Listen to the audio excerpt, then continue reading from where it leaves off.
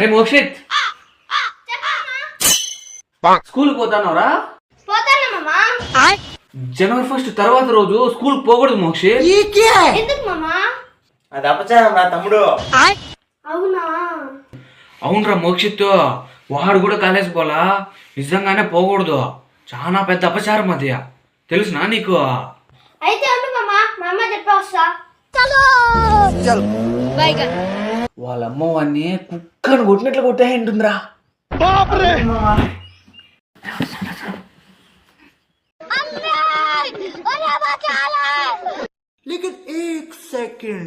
लेकिन ये साला कर क्या रहा है यहाँ पे?